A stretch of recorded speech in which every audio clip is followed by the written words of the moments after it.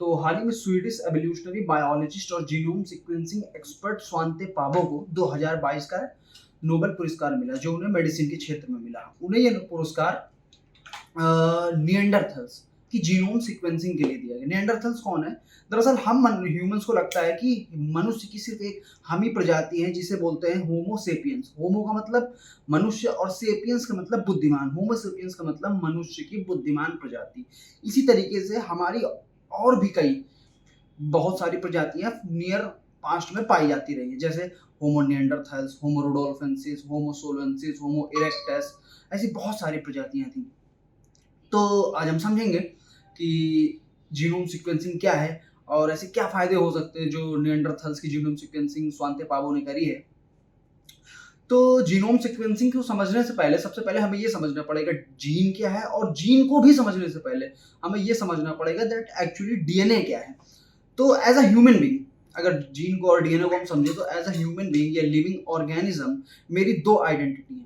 तो जो मेरी पहली आइडेंटिटी है वो मेरी कल्चरल आइडेंटिटी। कल्चरल आइडेंटिटी का मतलब क्या हुआ? मेरा नाम, मेरा रिलीजन क्या है, मैं किस कल्चर से बिलोंग करता हूँ, मेरा जन्म कहाँ हुआ, मेरा जन्म स्थान, मैं किस नेशन से हूँ।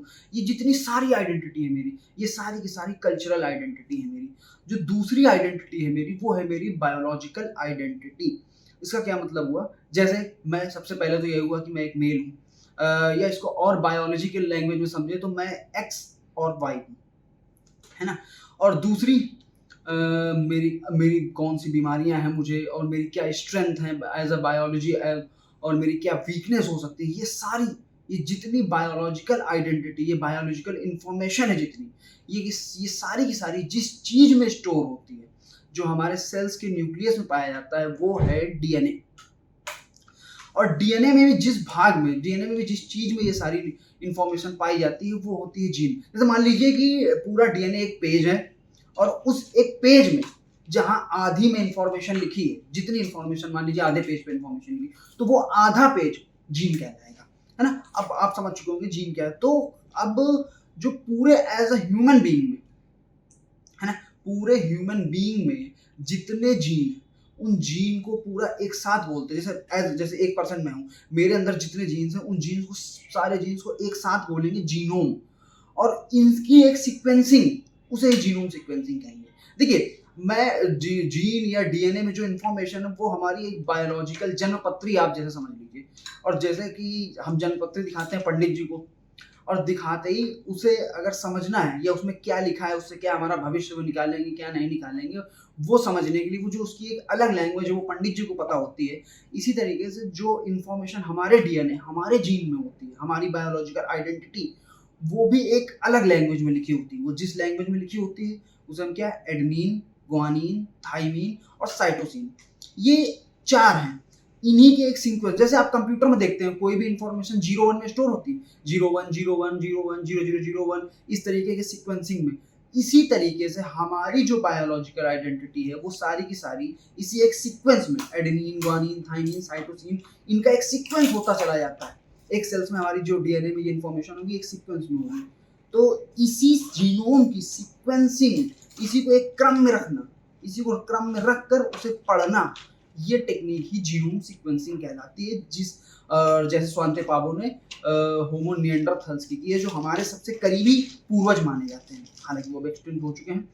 और तो अब जानते हैं कि इसके फायदे क्या हो सकते हैं, जीनोम सीक्वेंसिंग के क्या क्या फायदे होते हैं। देखिए, सबसे पहला फायदा तो यही है, जैसे स्वांते पाबो ने किया है कि उन्होंने होमो निएंडरथल्स का जीनोम सीक्वेंस किया है। इससे हमें हमारे ओरिजिन समझ में आएगा कि दरअसल हमारा ओरिजिन क्या था, और क्या हमारी एवोल्यूशनरी हिस्ट्री हमारी क्या रही है। इससे हम खुद को, ह्यूमन बीइंग को और ज़्यादा अच्छे से समझ सकते हैं, ह्यूमन ब्रेन को बहुत अच्छे से समझ सकते हैं, ह्यूमन साइकी को और अच्छे से समझ सकते हैं। इससे हमारी पूरी लाइफ को और ज़्यादा बेटर बना सकते हैं। इसका जो दूसरा फायदा है, जिसे हम देखते हैं कि हम, अब समझिए आप इस चीज को, एक बार हमने जीनोम सीक्वेंसिंग कर ली, मतलब क्या है कि हमारी जो बायोलॉजिकल आइडेंटिटी है उसको हमने पढ़ लिया क्या है। अब इससे पता है क्या, इससे हम ये जान जाएंगे कि नियर पास्ट में हमारे कौन कौन से ऐसे डिजीज थी जो हमें थी, हमारे एंसेस्टर्स को कौन सी डिजीज थी, है ना। और एक जो सबसे खास बात है वो ये है, जीनोम सीक्वेंसिंग, जीन रीडिंग के बाद कि हम ये जान पाएंगे कि नियर फ्यूचर आने वाले 8-10 सालों में हमें कौन-कौन सी डिज़ीज़ होने वाली है। जैसे इसका एक एग्ज़ाम्पल मैं बताता हूँ, अमेरिकन एक्ट्रेस हैं एंजेलिना जॉली, और जैसे कि उनकी माताजी को भी ब्रेस्ट कैंसर था, है ना? एंजेलिना जॉली को ऐसा कोई सिम्पटम्स नहीं था जिसके चलते उन्हें ये फ़ील हो कि उन्हें ब्रेस्ट कैंसर है। बस हुआ क्या, एक जीन था BCR-A1 जीन, उस जीन में म्यूटेशन हुआ और म्यूटेशन के चलते उन्हें ब्रेस्ट कैंसर था। ये इसके चांसेस थे कि नियर फ्यूचर आने वाले टाइम पे उन्हें 80% इस चीज़ के चांसेस थे कि उन्हें ब्रेस्ट कैंसर होगा। बट उस प्रेजेंट टाइम में ऐसा कुछ भी नहीं था, ऐसे कोई सिम्टम्स नहीं थे जो ये बता रहे हो कि उन्हें ब्रेस्ट कैंसर होगा। बट उन्होंने ये टेक को माना, हाँ, ये हमने आर्टिफिशियल इंटेलिजेंस की मदद से पता किया कि उन्हें नियर फ्यूचर में एक ब्रेस्ट कैंसर हो सकता है। फिर उन्होंने इसका ट्रीट करवाया और वो सही हो गया। और फिर उन्होंने बहुत ही मतलब मोटिवेट किया और भी कई लेडी को कि वो ऐसा कुछ टेस्ट करवाएं और जिससे उन्हें नियर फ्यूचर होने वाले ब्रेस्ट कैंसर के बारे में पहले से ही पता चल जाए, उसका एक ट्रीट, उसका क्योर वो पहले से ही कर लें। तो इस इफेक्ट को साइकी में हम जानते हैं एंजेलिना जॉली इफेक्ट के नाम से, बट कोई बात नहीं। और जो दूसरा इसका एक मैं फायदा देखता हूँ वो है जिसे बोलते हैं जीनोमिक मेडिसिन। ये टारगेटेड मेडिसिन, ये जीन टारगेटेड क्योर या जीन टारगेटेड ट्रीटमेंट, बहुत सारे नामों से हम जानते हैं। ये क्या होता है, देखिए हमें कोई भी डिजीज होती है तो कहीं ना कहीं किसी न किसी पर्टिकुलर जीन में कोई ना कोई खराबी होने की वजह से होती है।